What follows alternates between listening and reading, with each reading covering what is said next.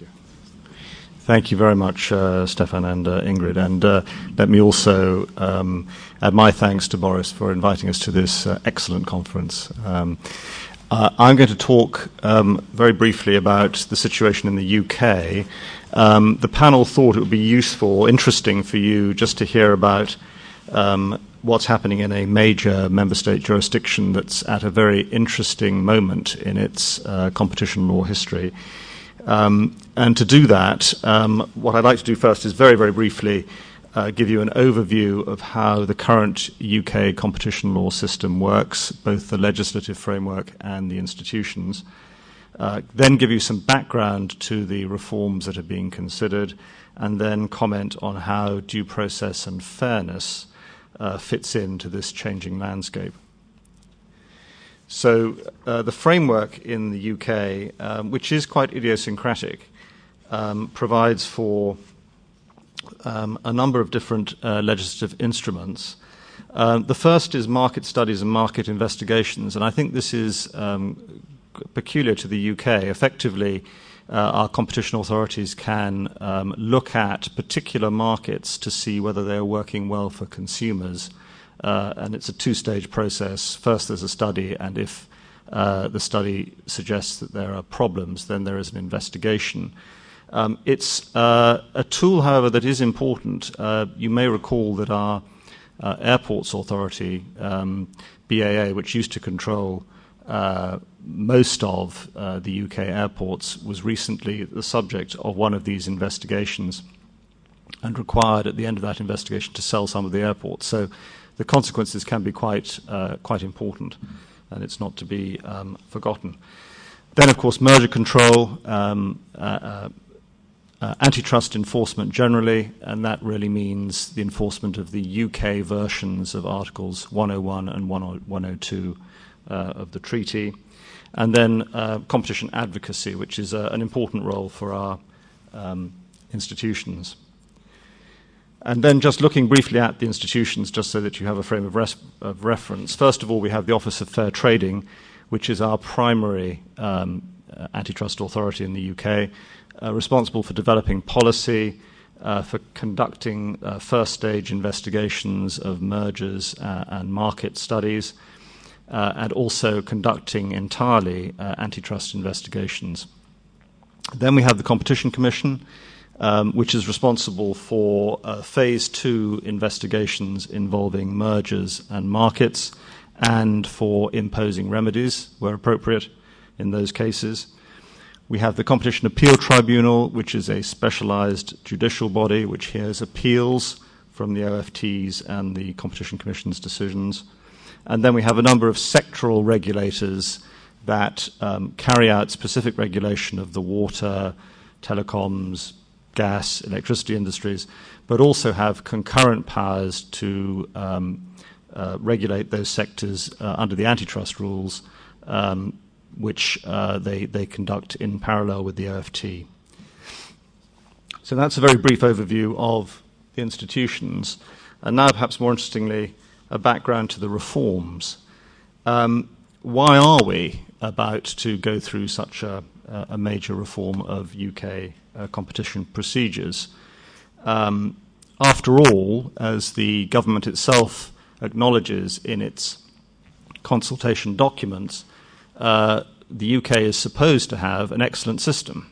It's ranked, the OFT is ranked 5 stars by the Global Competition Review. The Competition Commission, I think, gets a similar ranking. KPMG, the accountancy firm, ranks the UK authorities as 3rd in the world, behind the Americans and the Germans. So it doesn't sound as though there's too much wrong with the system. However, I think the reality is that our coalition government is struggling with public spending cuts. And the issue at the moment is how to save money. And that is combined clearly in this review with a desire to make the system more efficient. But rumor has it that the OFT is facing a 30% budget cut in real terms over 4 years. And that's, as you can imagine, a huge impact on its operating capability, let alone the other issue which is facing it, namely a potential merger with the Competition Commission to form a new authority, the Competition and Markets Authority. The consultation exercise is a bit of a riddle. It's riddled with contradictions. On the one hand, we have a glowing report of how good our system is in the UK, and yet wholesale changes are being proposed. The government has a priority to reduce costs. It even talks about perhaps requiring companies to pay for the Competition Appeal Tribunal in cases where costs are incurred by the tribunal and the companies fail in their appeals, which is quite controversial, as you'll understand. So there's this pressure to save money. There's a lot of discussion. The word streamline is used a lot in the consultation document, which then is contradicted in some ways by a desire to get the competition authorities to act faster, in other words, to impose more statutory deadlines on them to get their decisions out more quickly, to issue more decisions, because it's regarded as, by international standards, that our competition authorities perhaps produce fewer antitrust decisions than other major jurisdictions, and at the same time to make all these decisions as robust as possible, and perhaps more robust than they currently are. All those things, of course, require more resources, not fewer resources, more money, not less. So there is a lot to be discussed. So where does due process fit into all of this? Because clearly, where there's a desire to make things happen quicker and where there may be less money available, worries arise as to where fairness and due process finds its place.